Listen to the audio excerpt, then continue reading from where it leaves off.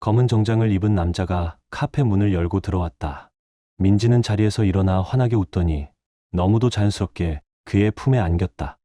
그 순간 그의 손이 민지의 손등을 감싸 쥐고 짧은 입맞춤이 스쳤다.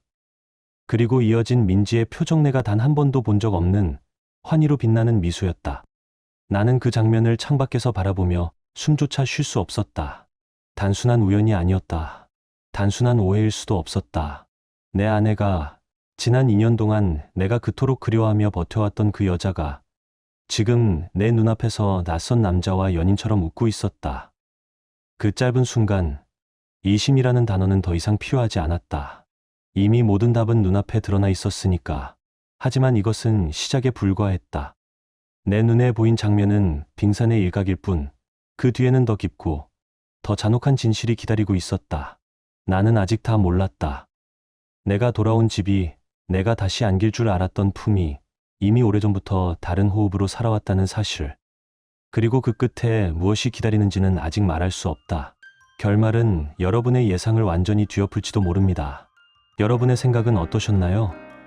댓글로 꼭 남겨주세요. 구독과 좋아요도 잊지 마시고 방탐정의 이중 파일과 함께 더 놀랍고 흥미로운 이야기 속으로 떠나봐요. 2년. 숫자로는 짧게 들리지만 나에게는 끝이 없는 시간이었다. 달력에 줄을 긋고 하루하루를 버티며 언제 다시 집으로 돌아갈 수 있을지 세던 시간. 그 2년이 드디어 끝나고 인천공항에 발을 내디딘 순간 습기 섞인 공기가 코끝을 스쳤다. 그리웠던 공기였지만 막상 마주하니 낯설게 느껴졌다. 캐리어를 끌며 도착 게이트를 빠져나왔지만 가장 먼저 찾은 얼굴 민지는 보이지 않았다. 귀국 날짜를 여러 번 강조했는데도 그녀는 오지 않았다. 대신 휴대폰에 도착한 단 한 줄의 메시지. 회사 일이 바빠. 못 나가. 택시 타고 들어와. 건조한 메모 같은 문장이었다. 2년 만에 듣는 첫 인사가 이거라니 가슴이 서늘해졌다. 택시에 올라타자 창밖 풍경이 익숙하면서도 낯설게 다가왔다. 떠나올 때 있던 골목은 사라지고 그 자리에 반짝이는 건물이 들어섰다. 돌아오고 싶어 했던 고향이지만 정작 나를 반기지 않는 듯했다. 기사님이 반갑게 말을 걸었지만 대답할 힘조차 없었다. 밤 8시가 넘어서야 집 앞에 도착했다. 문을 열자마자 낯선 공기가 밀려왔다. 내가 떠난 집이 아니었다. 거실 한가운데에는 고급 가죽 소파가 놓여 있었고 벽에는 모던한 그림들이 걸려 있었다. 새 가죽 냄새가 진동했는데 로고를 보니 수백만 원은 좋게 넘는 제품이었다.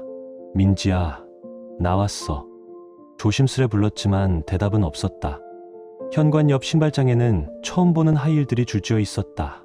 명품 브랜드의 새 제품들. 민지는 원래 이런 사치를 즐기는 사람이 아니었다. 거실 테이블 위에는 향초가 타고 있었다. 은은한 향기가 집 안을 채웠지만 불편했다. 민지는 원래 향에 예민해 향초를 멀리했기 때문이다. 냉장고를 열자 낯선 풍경이 또 눈에 들어왔다. 와인, 치즈, 올리브, 그녀가 싫어하던 것들로 가득했다. 이건 분명 민지의 취향이 아니었다. 안방 문을 열자 드라이기로 머리를 말리는 민지가 보였다. 왔어? 좀 늦을 줄 알았는데. 그녀의 목소리엔 반가움이 없었다. 마치 출장에서 돌아온 게 아니라 잠깐 외출했던 사람을 맞이하는 듯 시큰둥했다. 공항엔 왜 안 나왔어? 급한 일이 있어서 못 갔어. 미안. 거울 너머로 보인 그녀는 내가 기억하는 아내가 아니었다. 머리 스타일도 달라졌고 화장대엔 샤넬, 디올, 랑콤 같은 고급 화장품들이 가득했다. 예전엔 드럭스토어 세일품을 쓰던 그녀였다. 많이 변했네. 집도 그렇고 너도. 내 말에 민지는 가볍게 웃으며 말했다. 2년이나 혼자 있었는데 안 변하는 게 이상하지. 그 말은 평범하게 들렸지만 속에는 알 수 없는 긴장감이 묻어났다. 우리는 부부였지만 공기는 낯설고 어색했다. 샤워를 하려고 욕실에 들어갔다. 그런데 세면대 위에서 낯선 남성용 면도기가 눈에 들어왔다. 내가 쓰던 것과는 전혀 다른 독일제 고급 제품. 게다가 사용 흔적까지 선명했다. 이거 누구 거야? 나는 담담하게 물었지만 심장은 이미 쿵 내려앉았다. 민지는 잠시 눈을 피하며 대답했다. 아, 그거? 오빠가 며칠 전에 와서 쓰고 간 거야. 하지만 나는 즉시 거짓말임을 알았다. 내 형은 평생 전기 면도기만 쓰는 사람이었고 마지막으로 집에 온 건 1년이 훨씬 넘었다. 샤워기 물소리 사이로 흘러나온 민지의 목소리. 그 건조한 변명은 벽을 타고 스며들며 내 가슴을 짓눌렀다. 그 낯선 면도기 하나가 돌아온 나에게 모든 것을 말해주고 있었다. 뜨거운 물줄기가 등줄기를 타고 흘러내렸지만 몸의 피로는 풀려도 마음은 오히려 더 얼어붙어 갔다. 욕실 가득 차오르는 김 속에서 나는 고립된 섬처럼 혼자였다. 눈을 감으니 지난 2년이 주마등처럼 스쳐갔다. 타지에서의 매일은 전쟁 같았다. 언어도 문화도 다른 곳에서 살아남기 위해 버텼고 하루 끝마다 기댈 수 있었던 건 휴대폰 화면 너머의 민지였다. 서로의 얼굴을 확인하며 나누던 대화들, 오늘도 수고했어. 라는 그 짧은 한마디가 나에겐 어떤 약보다 큰 힘이었다. 그녀의 목소리는 언제나 나의 쉼터였고 내가 다시 돌아갈 이유였다. 그런데 지금 바로 이 공간에서 마주한 민지는 낯설기만 했다. 불과 몇 시간 전까지도 그리워했던 얼굴이 같은 집 안에 있음에도 나는 오히려 멀리 있는 사람처럼 느껴졌다. 욕실 문틈을 타고 스며드는 공기마저 내가 알던 집의 공기가 아니었다. 마치 내가 없는 동안 이 집은 다른 호흡으로 다른 주인과 함께 살아온 듯했다. 샤워를 마치고 수건으로 몸을 닦으며 안방으로 들어섰다. 침대에는 민지가 이미 누워 있었다. 등을 단단히 돌린 채 담벼락처럼 닫힌 어깨로 피곤해서 먼저 잘게. 짧고 차가운 말이 공기를 갈랐다. 그 순간 나는 더 이상 말을 건네지 못했다. 대화의 문은 이미 닫혀 있었고 남은 건 벽시계의 초침 소리뿐이었다. 그녀는 정말 잠든 걸까? 아니면 나와의 대화를 애써 피하는 걸까? 나는 그 옆에 누워 천장을 오래 바라봤다. 낯선 가구들, 바뀐 말투, 피하듯 흐는 시선들. 모든 것이 어제 오늘의 변화가 아니라 오래전부터 쌓여온 결과물처럼 느껴졌다. 머릿속엔 욕실에서 본 그 면도기가 끊임없이 떠올랐다. 단순한 생활용품일 뿐인데 나를 이렇게 흔들다니. 그러나 본능은 거짓말을 하지 않았다. 그것은 단순한 위화감이 아니라 다가올 진실을 알리는 조용한 경고 같았다. 새벽녘, 겨우 잠에 빠져들었지만 꿈속에서도 민지의 표정과 그 낯선 면도기가 따라다녔다. 아침, 민지는 평소보다 이른 시간에 분주하게 움직였다. 화장대 앞에 앉은 그녀는 정성스럽게 파운데이션을 바르고 눈가를 섬세하게 채웠다. 붉은 립스틱이 입술에 번지는 순간 나는 그 의도적인 화려함을 느낄 수 있었다. 원피스는 몸의 굴곡을 드러내고 있었고 발끝에는 높고 날렵한 하이힐이 빛났다. 향수는 손목과 목덜미뿐 아니라 공기 속에까지 번졌다. 친구들이랑 만나기로 했어. 민지는 짧게 말했다. 그러나 그 말보다 더 큰 목소리를 낸 건 그녀의 눈빛이었다. 시선을 마주하지 못하고 거울만 똑바로 바라보는 모습. 그건 누군가를 기다리고 있다는 신호처럼 보였다. 문이 닫히고 그녀가 나간 뒤 집은 다시 무겁게 고요해졌다. 나는 숨을 고르고 곧장 거실 구석에 쌓여있던 우편물을 꺼냈다. 2년 동안 쌓여있던 봉투들이 산처럼 높아져 있었다. 하나하나 뜯으며 정리하다 카드 고지서에 시선이 멈췄다. 거기엔 내가 알지 못했던 내역들이 나열되어 있었다. 도심의 고급 프렌치 레스토랑, 분명 두 사람의 식사 비용, 호텔 라운지 바에서 결제된 영수증들, 와인과 위스키가 포함된 장바구니, 더 나아가 수차례 반복된 남성 의류와 액세서리 구매 내역, 넥타이, 셔츠, 향수 어떤 것도 내 것이 아니었다. 단순히 지인에게 줄 선물이라 치부하기엔 금액이 크고 횟수도 많았다. 손에 쥔 고지서가 무겁게 느껴졌다. 결국 나는 옷장 문을 열었다. 그 안에는 민지가 평소 절대 입지 않던 속옷들이 걸려 있었다. 붉고 강렬한 색상, 비침이 있는 레이스 소재, 택이 그대로 달린 고급 브랜드 제품들. 그 옆에는 내가 모르는 브랜드의 여성용 향수가 줄지어 있었다. 민지가 언제부터 이런 걸 원했을까? 누구를 위해 이토록 달라졌을까? 나는 대답 없는 질문만 쏟아냈다. 옷장을 닫고 소파에 주저앉았다. 심호흡을 반복해도 진정되지 않았다. 이 집은 내가 떠나 있는 동안에도 잘 살아왔다. 아니, 나 없이 더 잘 살아온 것 같았다. 그리고 이제는 명확했다. 이 집 안에서 내가 차지해야 할 자리는 이미 다른 누군가에게 넘어가 있었다. 뜨거운 물줄기가 등줄기를 타고 흘러내렸지만 몸은 풀리지 않았다. 따뜻한 물 속에서도 마음은 얼음처럼 식어갔다. 욕실 가득 퍼지는 김 사이 나는 고립된 섬 같았다. 눈을 감으니 지난 2년이 스쳐갔다. 타지에서의 삶은 전쟁 같았다. 언어도 문화도 다른 곳에서 매일이 버팀목이었다. 그 끝에 의지할 수 있었던 건 화면 너머 민지였다. 오늘도 수고했어. 짧은 한마디가 나를 지탱해 주었고 그 목소리는 나의 안식처였다. 그러나 지금 같은 집 안에서 마주한 민지는 낯설기만 했다. 불과 몇 시간 전까지만 해도 그리웠던 얼굴이 바로 곁에 있는데도 멀리 느껴졌다. 마치 이 집은 내가 모르는 다른 호흡으로 살아온 듯했다. 샤워를 마치고 방에 들어가니 민지는 이미 등을 돌리고 침대에 누워 있었다. 피곤해서 먼저 잘게. 짧고 단호한 말 한마디가 공기를 가로질렀다. 나는 더 이상 말을 붙일 수 없었다. 대화의 문이 닫히자 방 안에 남은 건 격식의 초침 소리뿐. 그녀는 정말 잠든 걸까? 아니면 나를 피하는 걸까? 나는 천장을 오래 바라봤다. 낯선 가구, 달라진 말투, 눈을 피하는 시선들. 어제 오늘의 변화가 아니라 오랫동안 쌓여온 것처럼 느껴졌다. 무엇보다 욕실에서 본 그 면도기가 머릿속을 떠나지 않았다. 단순한 생활용품일 뿐인데 나를 흔드는 힘은 컸다. 그것은 단순한 위화감이 아니라 다가올 진실을 알리는 경고 같았다. 새벽녘, 간신히 잠이 들었지만 꿈속에서도 민지의 표정과 그 낯선 면도기가 떠올랐다. 아침, 민지는 평소보다 더 분주했다. 화장대 앞에서 파운데이션을 꼼꼼히 바르고 눈가를 채우고 붉은 립스틱으로 마무리했다. 몸의 굴곡을 드러내는 원피스, 날렵한 하이힐, 진한 향수까지.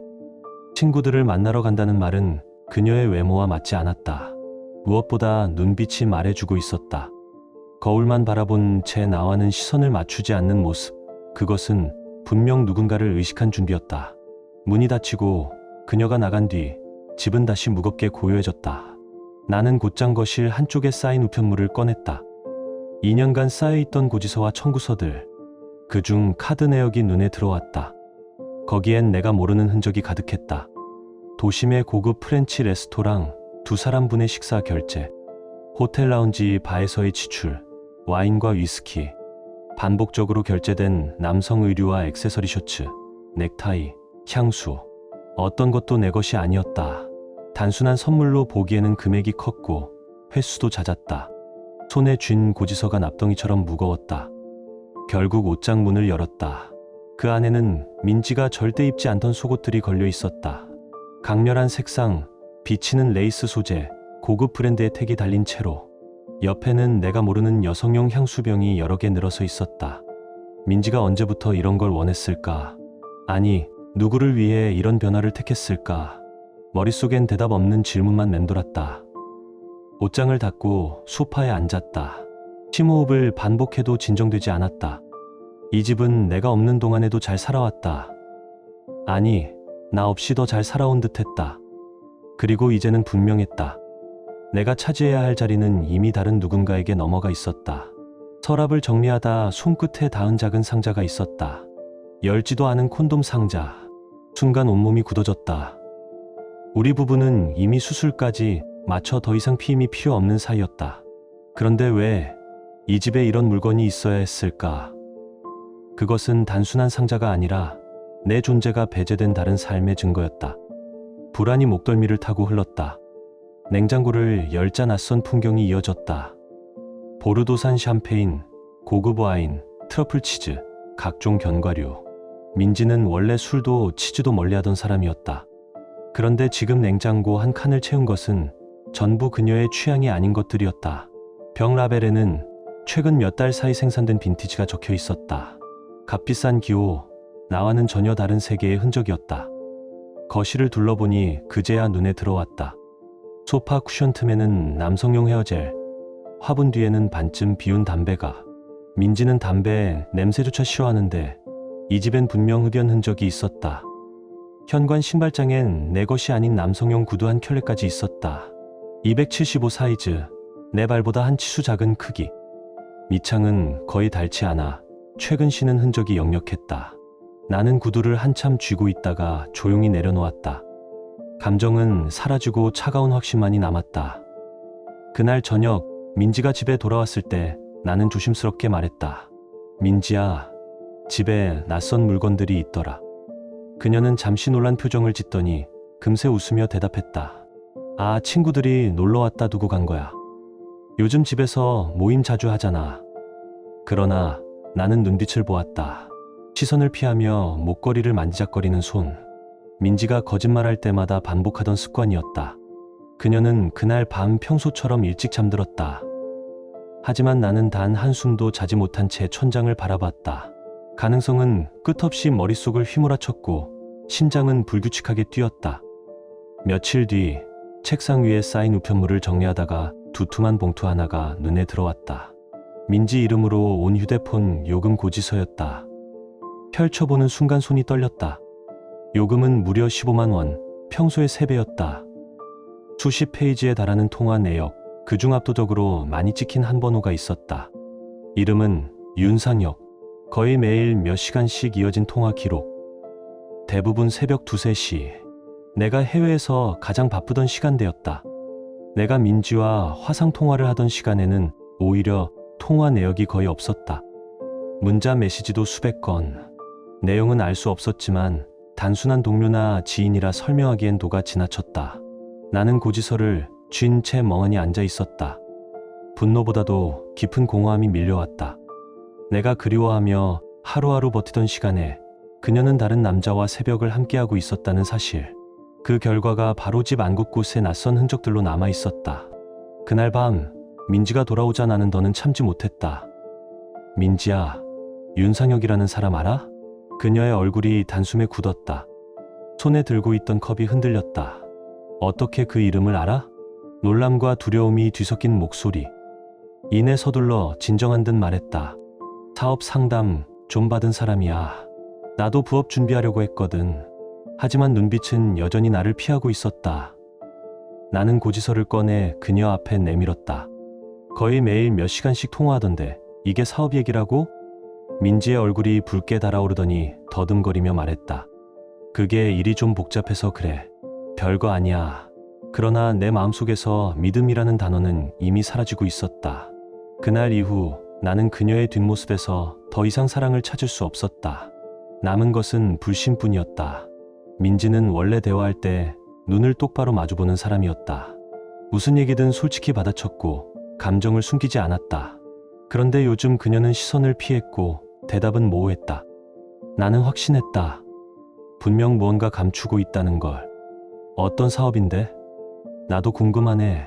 내가 묻자 민지는 잠시 머뭇거리다 말했다. 온라인 쇼핑몰 같은 거야. 근데 말로 설명하기는 좀 복잡해. 그러나 나는 알고 있었다. 민지는 휴대폰 앱 하나 설치도 서툴렀고 컴퓨터도 겨우 이메일만 확인하는 사람이었다. 그런 그녀가 온라인 사업을 한다니 말이 되지 않았다. 그녀의 대답은 진실을 가리려는 얄팍한 가면에 불과했다. 그날 밤 민지가 잠든 후 나는 그녀의 휴대폰을 열었다. 비밀번호는 그대로였다. 메시지함을 열자마자 눈앞이 얼어붙었다. 오늘도 보고 싶어. 당신 때문에 미치겠어. 언제까지 이렇게 숨어야 해? 짧지만 농밀한 문장들. 이름은 윤상혁. 손끝이 떨려 휴대폰을 놓칠 뻔했다. 그러나 더 큰 충격은 따로 있었다. 호텔방으로 보이는 배경 앞에서 찍은 셀카, 민지의 환한 미소. 내 앞에서는 단 한 번도 보여주지 않았던 웃음이었다. 눈빛은 오롯이 다른 남자에게 향해 있었다. 대화는 노골적이었다. 남편 언제 돌아와? 들킬 뻔했어. 괜찮아. 해외에 있어서 몰라. 눈치도 없고 바보 같아. 내 이름이 조롱 섞인 말투로 오르내리고 있었다. 특히 남편 돌아오면 조심해야지. 그래도 뭐 끊겠어. 라는 문장은 심장을 찢어놓았다. 15년을 함께한 아내가 나를 이렇게 우습게 여겼다는 사실이 처참했다. 나는 화장실에 들어가 찬물로 세수를 했다. 거울 속 내 얼굴은 낯설었다. 이마 주름, 지친 눈빛. 변한 건 아내의 마음만이 아니었다. 나 또한 늙고 지쳐 있었다. 분노가 치밀었지만 결심했다. 지금 당장 따지지 말자. 그녀는 언제든 변명으로 빠져나갈 것이다. 빠져나갈 구멍 없는 증거가 필요했다. 나는 반드시 진실을 잡아내리라 다짐했다. 며칠간 민지를 관찰했다. 그녀는 매일 외출했고 화장은 점점 짙어졌다. 향수 냄새는 강했고 옷차림은 화려해졌다. 마치 거울 앞 모든 준비가 누군가의 시선을 의식한 듯했다.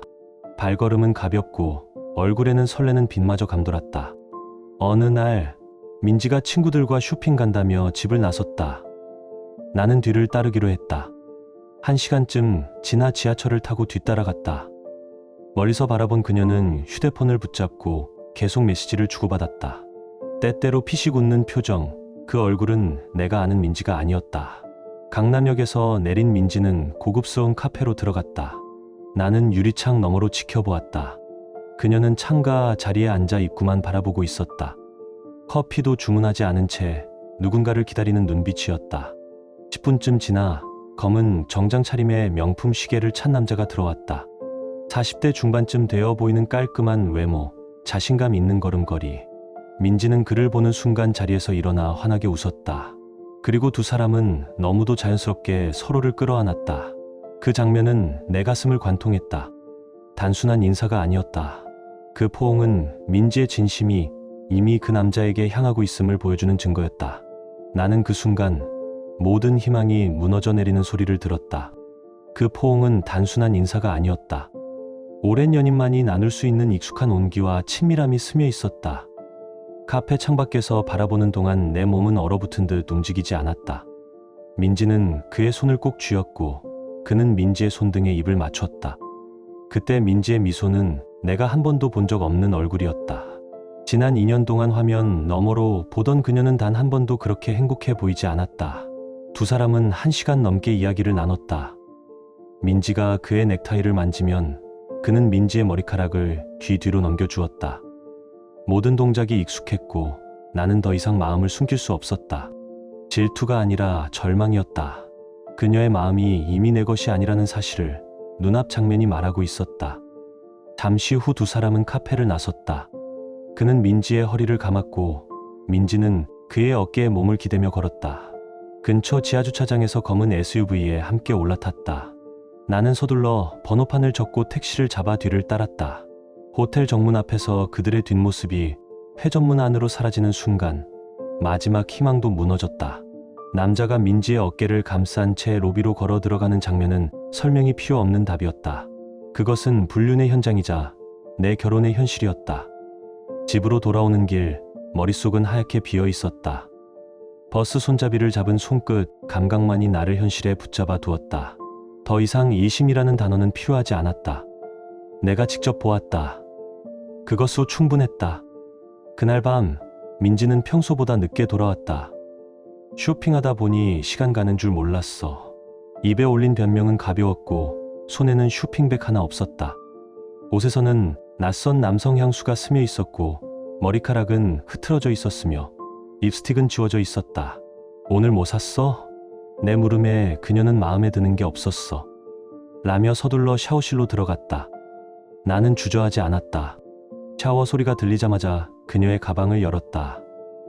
호텔 키카드, 15만 원짜리 레스토랑 2인 식사 영수증. 차갑게 적힌 숫자와 종이가 담담히 진실을 말했다. 안쪽에서는 은은하게 남성 향수 냄새까지 났다. 그 밤 민지 옆에 누워있는 일은 고문 같았다. 불과 몇 시간 전 호텔에 있던 여자가 지금 같은 이불 속에 있다는 사실이 믿기지 않았다. 다음 날 나는 차량 번호를 확인하기 위해 대학 동기에게 연락했다. 보험사에 근무하는 그는 잠시 망설였지만 결국 도와주었다. 오후에 도착한 답은 예상보다 더 충격적이었다. 꽤 유명한 사람이야. 이름은 윤상혁, 45, IT 스타트업 대표. 나는 노트북을 켜고 검색했다. 기사들이 쏟아졌다. 젊은 나이에 창업, 모바일 앱으로 성공, 투자 유치, 강남대로변 사무실, 직원 50명 이상. 사진 속 남자는 깔끔한 정장 차림에 자신감 넘치는 미소를 지었다. 언론은 그를 스마트하고 카리스마 있는 리더라 불렀다. 그러나 내 눈엔 내 가정을 무너뜨린 불륜남일 뿐이었다. 더 큰 충격은 마지막에 있었다. 그는 유부남이었다. 기사에는 아내와 고등학생 딸이 있다는 문장이 있었고 가족 사진이 함께 실려 있었다. 아내의 이름은 정은혜, 피아노 학원 원장. 단정한 인상과 밝은 미소. 그 사진을 오래 바라보는 동안 내 안에서 또 다른 분노가 고개를 들었다. 피해자는 나만이 아니었다. 또 하나의 가정과 아이가 같은 상처를 안고 있었다. 나는 화면을 닫고 의자에 몸을 기댔다. 심장은 차갑게 식었고 머릿속은 오히려 맑아졌다. 결론은 분명했다. 이제 끝까지 가야 했다. 감정에 휘둘리지 않고 증거를 정리하고 철저히 대비해야 했다. 그날 이후 나는 걸음을 바꾸었다. 말을 아끼고 시선을 오래 두며 흔적을 기록했다. 집 안의 향, 달라진 동선, 명세서의 숫자들. 모든 조각이 맞물리며 윤곽이 드러났다. 사랑이라 믿었던 것들이 어떻게 변질되었는지 선명하게 보였다. 그리고 알았다. 이 싸움은 분노로만 끝낼 수 없다는 것을. 진실은 증거 위에 서야 했고 정의는 감정의 폭발이 아니라 차가운 인내 끝에 도달해야 한다는 것을. 나는 모든 것을 보았고 만졌고 정리했다. 이제 남은 것은 실행뿐이었다. 윤상혁의 아내 정은혜, 나이가 43 정도 되어 보였고 대학에서 피아노를 전공한 음악인이었다. 그녀가 운영하는 학원 홈페이지를 들어가 보니 여러 명의 강사진이 소개되어 있었고 정은혜 자신도 직접 아이들을 가르치고 있었다. 학원 소개 글을 읽어 내려갈수록 글자 사이사이에 묻어나는 성실함과 진정성이 느껴졌다. 음악을 통해 아이들에게 성실함과 열정을 가르치겠다. 무대에서의 경험을 교육에 녹여내겠다. 그녀의 글귀 하나하나가 단순한 수식이 아니라 오랜 세월 무대와 교실을 오가며 다져진 땀과 신념 같았다. 단정한 미소를 머금은 프로필 사진을 바라보며 나는 다시 한번 마음이 무거워졌다. 이토록 성실하고 단아한 여성이 남편의 배신을 눈치채지 못한 채 살아가고 있다는 사실이 나를 숨막히게 눌러왔다. 나는 다시 윤상혁의 회사를 추적했다. 모바일 앱을 개발하는 회사였는데 최근 몇 년간 매출이 급격히 늘어나며 업계에서 이름을 떨치고 있었다. 직원 수는 이미 50명을 넘어섰고 여러 차례 대규모 투자를 받아 강남의 고급 오피스텔 한가운데에 사무실을 두고 있었다. 건물 외벽은 유리 커튼홀로 번쩍였고 임대료만 해도 월 수천만 원은 좋게 넘어 보였다. 언론 기사에서는 젊은 나이에 성공을 거둔 스타트업 대표라고 치켜 세웠다. 하지만 내 눈에 비친 윤상혁은 단지 화려한 껍데기를 두른 배신자, 가정을 저버린 가장의 민낯일 뿐이었다. 며칠 더 지켜보니 민지와 윤상혁은 일주일에 3-4번은 꾸준히 만났다. 늘 내가 집에 없는 시간, 낮이나 오후를 노려 움직였고 장소도 정해져 있지 않았다. 강남의 특급 호텔, 분위기 있는 레스토랑, 조용한 카페, 철저히 치밀한 움직임 속에 민지는 망설임도 없이 그와 웃고 있었다. 민지가 손목에 차고 다니는 고급 시계를 보는 순간 모든 것이 선명해졌다. 그 값비싼 브랜드 제품, 수백만 원은 좋게 넘을 시계, 가방, 액세서리까지 더하면 금액은 훨씬 커졌다. 모두 윤상혁이 건넨 선물임을 직감할 수 있었다. 나는 해외에서 땀 흘려 번 돈을 매달 집으로 보냈다. 그 돈으로 그녀가 생활하길 바랐고 가정을 지켜주길 바랐다. 그런데 그 시간, 그 돈과 맞먹는 값비싼 물건들이 그녀의 손목과 어깨를 장식하고 있었다. 민지의 휴대폰 기록을 다시 확인했을 때 그들의 관계가 얼마나 오래전부터 시작되었는지도 알 수 있었다. 첫 메시지는 1년 반 전. 안녕하세요. 사업 상담 건으로 연락드립니다. 단순한 인사와 명분으로 시작된 대화는 몇 주, 몇 달을 거치며 변했다. 서로 이름을 부르고 사적인 감정을 섞고 결국은 불륜으로 발전하기까지의 전 과정이 그대로 남아 있었다. 나는 해외에서 매일 밤 잠 못 이루며 가족을 그리워했는데 같은 시간 민지는 다른 남자와 새로운 세계를 키워가고 있었던 것이다. 더 분노스러웠던 건 윤상혁의 메시지였다. 다음 달에 제주도 여행 어때? 일본 온천도 괜찮지 않을까? 그 문장들을 읽는 순간 숨이 막혀왔다. 내가 없는 동안 민지는 이미 또 다른 삶을 살고 있었고 윤상혁은 아무렇지도 않게 그 삶에 발을 들여놓았다. 하지만 나는 당장 들이닥쳐 모든 걸 폭로하고 싶은 충동을 꾹 눌렀다. 감정에 휩쓸려 행동하는 순간 내가 오히려 불리해질 수 있었다. 나는 끝까지 살아남아야 했다. 그리고 반드시 승리해야 했다. 법적으로, 사회적으로, 인간적으로. 그러기 위해서는 더 확실하고 치명적인 증거가 필요했다. 그때 내 머릿속에 떠오른 이름이 있었다. 바로 윤상혁의 아내, 정은혜. 그녀 역시 나와 같은 피해자였다. 남편의 배신을 모른 채 아이들과 학원을 지켜내고 있을 그 여인. 언젠가는 진실을 알려야 한다는 생각이 내 안에서 점점 커졌다. 하지만 방법이 문제였다. 어느 날 갑자기 낯선 남자가 연락해 당신 남편이 내 아내와 불륜 중입니다라고 말한다면 과연 쉽게 믿을 수 있을까? 오히려 사기꾼으로 몰릴 수도 있었다. 며칠 동안 깊이 고민한 끝에 나는 신중하게 접근하기로 결심했다. 우선 그녀의 학원에 대해 더 자세히 알아봤다. 강남 중심가에 위치해 있었고 규모도 제법 컸다. 홈페이지에는 정은혜가 원장이자 실력 있는 피아노 강사로 직접 아이들을 지도한다고 나와 있었다. 학부모들의 후기는 칭찬 일색이었고 학생들은 각종 콩쿠르에서 수상 실적을 자랑하고 있었다. 그녀의 프로필을 보니 음대를 졸업한 뒤 연주자로 활동하다 교육자로 전향해 오랫동안 아이들을 가르쳐온 베테랑이었다. 그런 사람에게 다가가는 일은 조심스러워야 했다. 결국 나는 익명으로 먼저 접촉하기로 했다. 새로운 이메일 계정을 만들어 짧은 문장을 적었다. 중요한 이야기가 있어 연락드립니다. 당신의 가정과 관련된 일입니다. 직접 만나서 말씀드릴 수 있을까요? 너무 구체적으로 적으면 경계심을 가질까 두려워 최대한 단순하고 신중하게 표현했다. 이틀 뒤 정은혜에게서 답장이 도착했다. 무슨 일인지 궁금하지만 직접 만나기는 조심스럽습니다. 그 한 줄을 읽는 순간 내 안에서 무언가 다시 요동쳤다. 이제 이 싸움은 나 혼자가 아니었다. 언젠가는 그녀와 반드시 마주해야 한다는 것을 본능처럼 직감했다. 정은혜에게서 다시 답장이 도착한 건 내가 첫 이메일을 보낸 지 이틀이 지나서였다.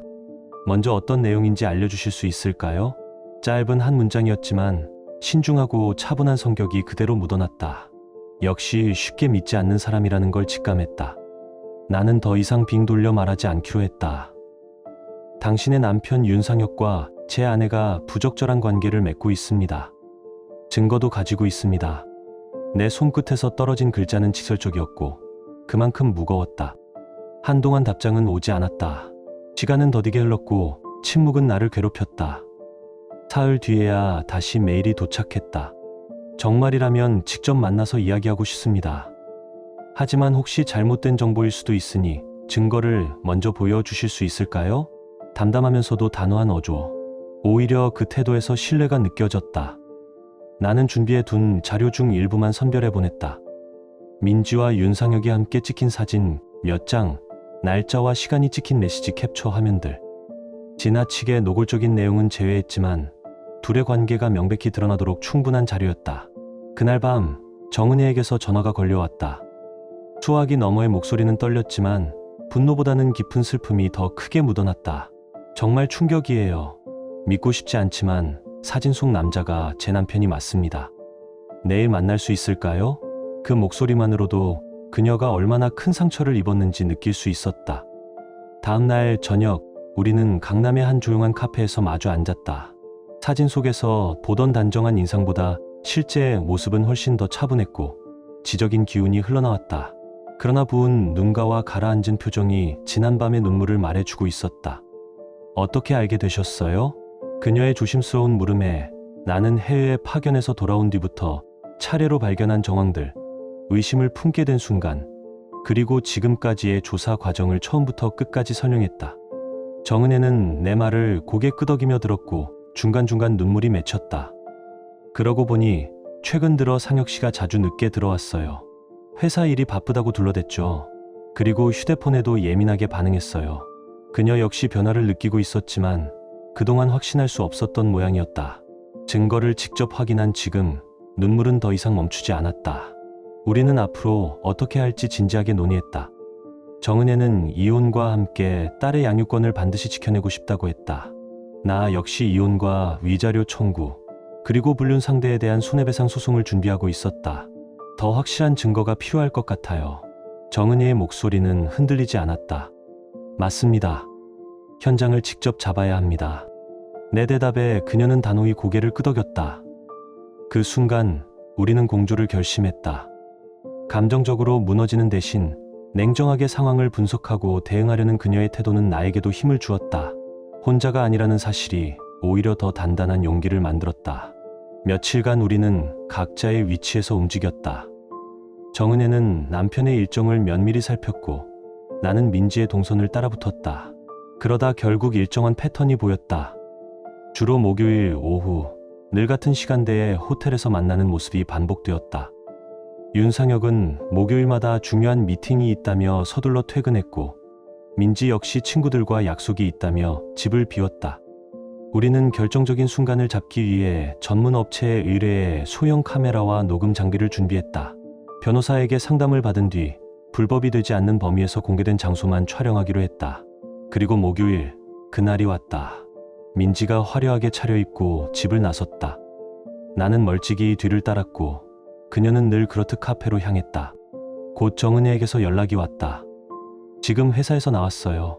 10분 안에 카페에 도착할 겁니다. 심장이 요동쳤다. 드디어 모든 것이 밝혀질 순간이었다. 카페 근처에서 대기하던 나는 카메라를 켰다. 잠시 후 윤상혁이 모습을 드러냈다. 민지는 환하게 웃으며 자리에서 일어나 그를 맞았다. 두 사람은 차를 마신 뒤 곧장 호텔로 향했다. 나는 정은혜와 눈빛을 교환했다.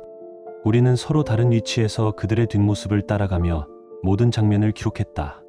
호텔 로비에서 체크인하는 장면, 엘리베이터를 타고 올라가는 순간까지.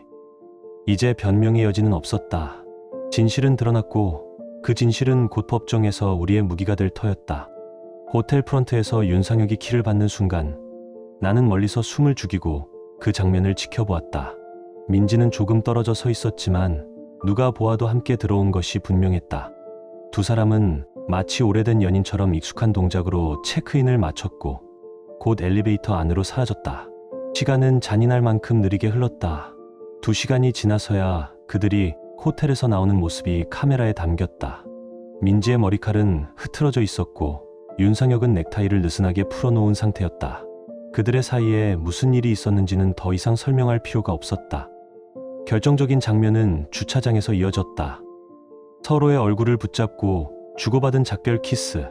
그 순간 옆에서 함께 지켜보던 정은이의 손이 심하게 떨리고 있었다. 이 정도면 충분한 증거가 된 걸까요? 그녀의 목소리는 울음기와 분노가 뒤섞여 있었지만 끝내 무너뜨리지 않으려는 힘이 느껴졌다. 네, 이 정도면 법정에서도 충분합니다. 나는 단호히 대답했다. 며칠 뒤 나는 민지의 휴대폰을 다시 확인했다. 그 안에는 더욱 노골적인 흔적들이 남아 있었다. 오늘 너무 좋았어. 다음에는 더 오래 있고 싶어. 라는 메시지, 호텔에서 함께 찍은 사진, 수많은 통화 기록. 나는 그것들을 하나하나 스크린샷으로 저장했다. 심지어 통화 녹음 파일까지 일부 확보할 수 있었다. 정은혜 역시 남편의 휴대폰에서 같은 증거를 찾았다. 민지에게 보낸 사랑 고백, 해외여행 계획, 그리고 나를 조롱하는 내용까지 있었다. 그 남편 또 언제 해외 나가나? 그래야 우리 마음 놓고 만날 수 있지. 그 문장을 읽는 순간 내 가슴 속에서 다시 한번 분노가 폭발했다. 더구나 윤상혁은 아내를 두고 순진해서 의심도 못한다. 라고 비아냥거렸다. 그것은 정은혜를 모욕하는 동시에 나를 철저히 바보로 취급하는 말이었다. 이제는 망설일 이유가 없었다. 나는 이혼 전문 변호사를 찾아갔다. 변호사는 증거들을 검토한 뒤 확신에 찬 목소리로 말했다. 이 정도 자료라면 승소 가능성은 매우 높습니다. 위자료, 그리고 불륜 상대에 대한 손해배상 소송까지 모두 유리하게 진행할 수 있습니다. 정은혜도 따로 변호사를 선임했고 딸의 양육권 역시 충분히 확보 가능하다는 조언을 받았다. 모든 준비가 끝난 뒤 우리는 동시에 폭로하기로 했다. 서로에게 변명의 시간을 주지 않기 위해 같은 날 같은 시각에 진실을 드러내자는 합의였다. 그날은 금요일 저녁이었다. 민지가 외출 준비를 하며 거울 앞에서 화장을 고치고 있을 때 나는 차갑게 입을 열었다. 잠깐 앉아봐. 중요한 이야기가 있어. 민지는 불안한 기색을 감추며 말했다. 무슨 일이야? 나 늦었어. 그러나 나는 묵묵히 휴대폰을 꺼내 그녀에게 사진 한 장을 내밀었다. 호텔을 나서는 그녀와 윤상혁의 모습. 두 사람의 얼굴이 뚜렷하게 찍혀 있었다. 민지의 얼굴이 순식간에 창백해졌다. 이게 뭐야? 내가 더 잘 알잖아. 윤상혁과 2년 동안 불륜을 저질렀지. 내 말이 끝나기도 전에 그녀는 급히 변명을 늘어놓았다. 오해야. 이건 정말 오해야. 나는 이미 준비해 둔 모든 증거들을 하나씩 꺼내 보였다. 메시지 내용, 호텔 로비와 주차장에서 찍힌 영상, 신용카드 내역까지. 그 어떤 것도 부정할 수 없는 사실들이었다. 결정적인 메시지를 보여주자 민지는 끝내 입을 다물었다. 그리고 곧 무릎을 꿇고 울먹이며 애원했다. 미안해, 제발 한 번만 용서해줘. 다시는 안 그럴게. 하지만 내 마음은 이미 차갑게 굳어 있었다.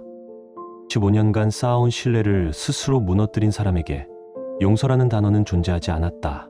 같은 시각 정은혜 역시 윤상혁에게 모든 증거를 들이밀며 폭로했다. 처음엔 발뺌하던 윤상혁도 끝내는 무릎 꿇고 자백했다고 했다. 그녀는 나에게 전화를 걸어 말했다. 모든 걸 인정했어요. 이제 법적 절차만 밟으면 됩니다. 며칠 후 윤상혁은 나에게 직접 연락을 해왔다. 그는 만나자마자 무릎을 꿇고 말했다. 정말 잘못했습니다. 제발 합의해 주십시오. 원하시는 만큼 배상하겠습니다. 하지만 나는 눈을 똑바로 마주하며 단호히 대답했다. 법정에서 봅시다. 나는 끝까지 타협할 생각이 없었다. 이 싸움은 단순히 배신의 대가가 아니라 내 인생과 존엄을 지키는 일이었다. 그리고 몇 달 후 마침내 재판이 시작되었다. 모든 증거가 법정에 제출되었을 때 민지와 윤상혁은 더 이상 아무 말도 하지 못했다. 판사는 무표정한 얼굴로 차분히 판결문을 읽어내려갔다. 법정 안은 숨조차 쉬기 어려울 만큼 무거운 공기로 가득했다. 그 순간 지난 2년 동안 내가 쌓아 올린 의심, 분노, 눈물, 증거가 한 줄 한 줄 판결문 속에서 힘을 발휘하는 듯했다. 결국 이혼은 성립되었다. 나는 집과 재산의 대부분을 가져올 수 있었고 민지와 윤상혁을 상대로 제기한 위자료 미상간자 소송에서도 5천만 원을 배상받았다. 법정에서 판사가 내 이름을 또렷이 부르는 순간 가슴속 깊은 곳에서 묵직한 돌덩이가 떨어져 나가는 듯한 해당감을 느꼈다. 정은혜 역시 승소했다. 그녀는 딸의 양육권을 온전히 확보했고 위자료와 함께 윤상혁의 재산 상당 부분을 나눠 가졌다. 무엇보다 소중했던 것은 그녀가 피아노 학원을 그대로 지켜낼 수 있었다는 사실이었다. 법정 복도에서 그녀와 눈이 마주쳤을 때 서로 말은 하지 않았지만 같은 감정을 느꼈다. 최소한 우리 둘은 무너진 가정 속에서도 다시 일어설 기회를 얻은 것이었다. 반면 윤상혁의 몰락은 상상 이상으로 빠르고 잔혹했다. 강남 한복판에서 잘나가던 CEO의 이름은 하루아침에 추락했다. 불륜 스캔들이 퍼지자 투자자들은 등을 돌렸고 직원들마저 하나둘 회사를 떠났다. 언론에서 젊은 성공 신화라 치켜세우던 그의 얼굴은 이제 추락한 불륜남이라는 제목과 함께 조롱거리가 되었다.